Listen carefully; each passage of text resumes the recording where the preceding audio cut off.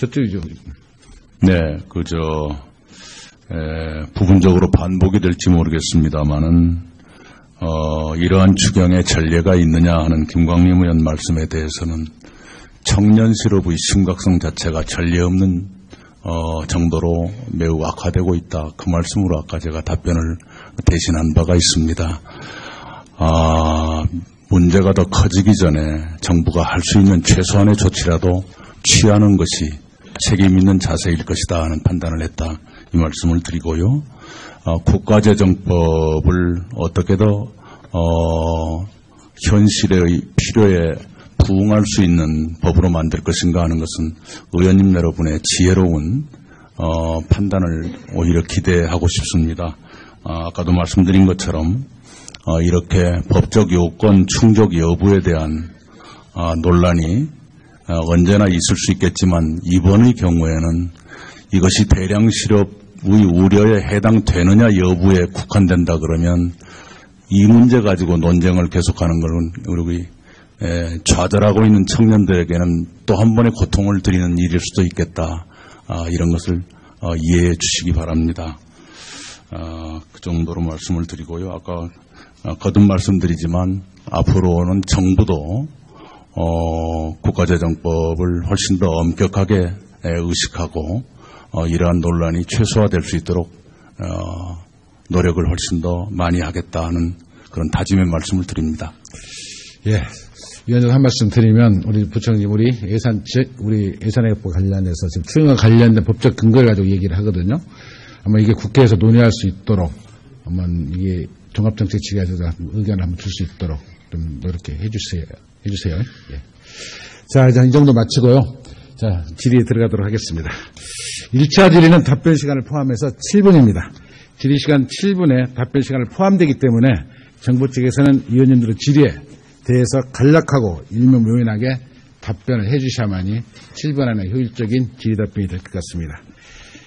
그리고 관리에 따라서 별도의 추가 시간을 드리지 않을 거니까요. 여러분 시사 상태에서 잘 질의해 주시고요. 미진한 사항이 있으면 보충 질의 시간을 통해서 해 주시기를 바랍니다. 엄격하게 7분을 지켜갈 계획이라는 말씀을 올립니다. 자, 그러면 질의에 들어가도록 하겠습니다. 먼저 질의 순서에 의해서 더불어민주당의 제주시 갑의 강창일 의원님 질의해 주시기 바랍니다. 예, 제주시 갑의 강창일 의원입니다. 대량 실업 우려가 아니라 현재 대량 실업 상태라는 걸 우선 말씀드리면서 지적게 많이 있는데 서면으로 대체하겠습니다. 왜냐, 야당 의원님들 마음껏 질의하십사 해서 서면으로 대체하겠고, 우리 여기에 정부 관계자들 서면 잘 읽어보시고 서면으로 답변해 주세요. 야당 의원님들 많이 심도 깊은 심의 부탁드리겠습니다. 질의 시간 야당 의원님들께 넘기겠습니다. 예, 이상입니다. 예, 강창일 의원님 1분을 채 안 쓰셨는데 감사하게 생각합니다. 두 번째로 우리 자유한국당의 서울 강남구 병의 이은재 의원님 질의해 주시기 바랍니다. 네, 강남병의 이은재입니다. 우선 경제부총리님께 질의드리겠는데요. 정부는 근본 추경을 통해서 약 11만 개의 일자리가 창출될 것으로 전망하고 계십니까? 네, 최소한 그렇다고 생각하고 있습니다. 네. 하지만 정부가 밝힌 민간 일자리 약 4만 개 창출의 근거도 미흡한데다가 공공부문 일자리 7만 1천 개 중 공무원이 1만 2천 명을 제외한 대부분이 1년 미만의 단기 일자리로 일자리 추경이 아니라 보니까 알바 추경이라 불려지고 있습니다. 동의하십니까? 그 일자리에는 지금 정규직 무기계약직들도 많이 들어가 있고요. 상시적 일자리도 같이 포함되어 있기 때문에. 그런데 이제 문제는 1년 미만이라는 거죠. 그 다음에 또 노인 일자리 3만 개는 노인복지 차원에서 역대 정부가 추진해오던 사업들입니다. 따라서 43만 7천 개이던 것을 추경으로 약 3만 개 늘리면서 일자리 창출이다. 이렇게 내세우는 것은 어떻습니까? 좀 민망스럽지 않으십니까? 그 의원님 지적하신 그 팩트는 맞고요. 어쨌든 근데 노인 일자리에도 저희가 지금 노인 취약계층에 대한 문제가 심각하기 때문에 기존에 있는 사업에서 일자리를 늘리는 것도 좀 많이 담았다는 말씀을 좀 드립니다. 새로 하는 것도 있지만 기왕에 있는 사업들에 이렇게 얹어서 좀 사람 수를 늘리는 그런 것도 이번 추경에 포함되어 있다는 것을 말씀드립니다. 네. 그래서 결국은 지금 이제 이 정부에서 그 일자리 명목으로 결국은 세금을 나눠주는 것이 아니냐. 이런 비판도 나오고 있습니다. 이 부분에 어떻게 동의하십니까? 뭐 그런 얘기가 일부 있을 수 있겠습니다만, 의원님 지금 아까도 쭉 얘기 나온 것처럼 지금의 실제 이 고용시장 사정이 너무 안 좋습니다. 정부가 이번 추경을 통해서 공공부문 일자리를 마중물로 해서 결국 민간 일자리까지 연결하는 그런 계획을 하고 있고, 민간 일자리의 연결은 이런 추경을 통해서 가장 여러 가지 각종 정책을 통해서 이제 같이 연결을 시키려고 하고 있습니다. 그렇기 때문에 이번 추경에서 하는 공공부문을 비롯한 사회 서비스 일자리들이 우리 고용시장의 실제로의 너무나 어려운 상황을 좀 해결하기 위한 그런 것을 이해를 해주시고요. 앞으로 이 추경 말고 다른 여러 가지 경제 사회 정책을 통해서 민간 부문 일자리 창출에도 함께 시장과 함께 노력할 것이라고 하는 그런 말씀을 드립니다. 네. 또 이번 추경에서 공무원 12,000명을 추가 채용해서 일자리를 창출하겠다 하셨는데 이거 맞습니까? 네, 지금 공무원이 이제 12,000명으로 이제 돼 있는데요.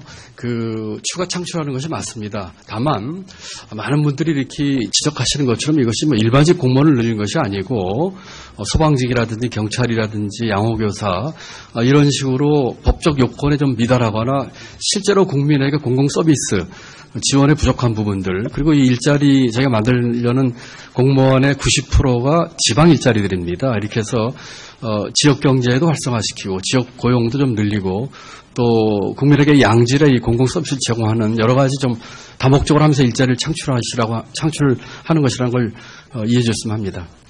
그런데 이번 추경안에 인건비를 제외한 채용 비용 85번만 편성이 되었지만 향후 인건비 또 공무원 연금 등 지속적으로 정부 재정 부담이 발생할 것으로 예상이 됩니다. 기재부는 공무원 12,000명 추가 채용에 따른 중장기 소요 예산이 얼마 정도 될 것으로 예상하고 있습니까?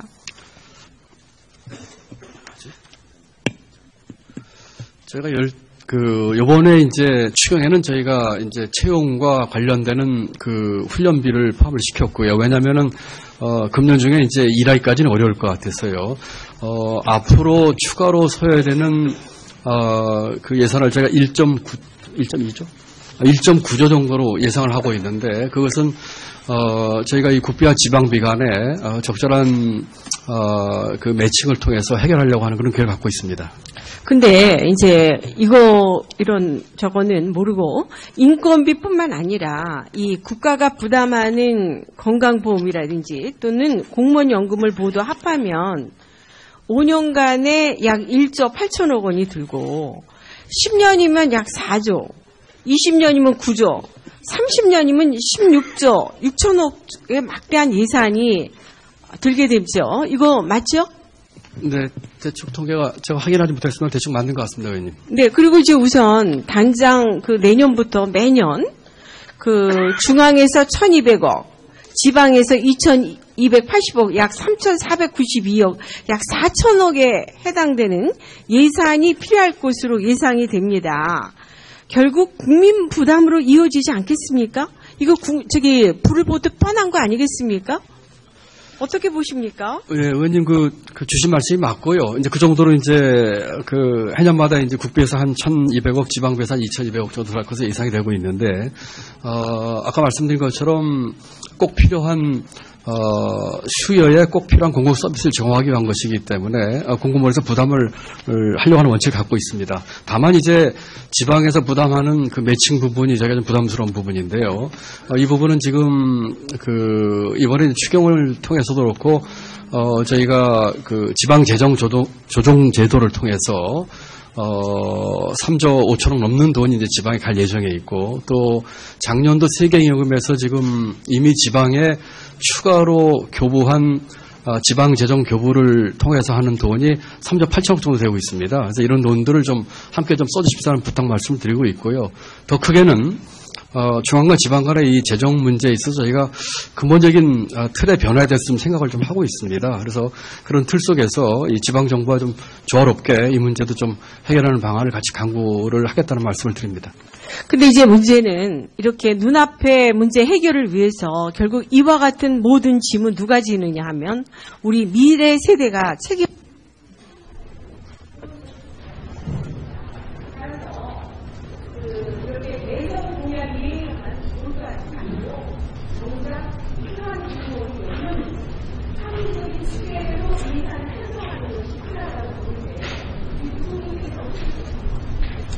예, 의원님, 아주 좋은 말씀이라고 생각을 하고요. 저희가 아까 말씀드린 것처럼 이 공공 부문에 제대로 해야 될 일을 하는 것과 그 일을 하기 위해서 어떤 정도의 사람이 필요한지에 대해서 많은 고민을 하고 있습니다. 이번 사람을 공무원을 반영한 것도 행자부 중심으로 해가지고 부처 간의 이 소외라든지 하는 것을 파악을 했고, 저희가 상당한 직무 분석도 한 것으로 알고 있습니다. 앞으로도 계속 그런 방향을 견제해 나갈 것이고요. 아까 말씀드린 것처럼 지방과의 문제에 있어서는 저희가 여러 가지 지방 재정과 이 중앙 재정과의 같이 해결하도록 그렇게 하겠습니다. 네. 유 대표님 고맙습니다.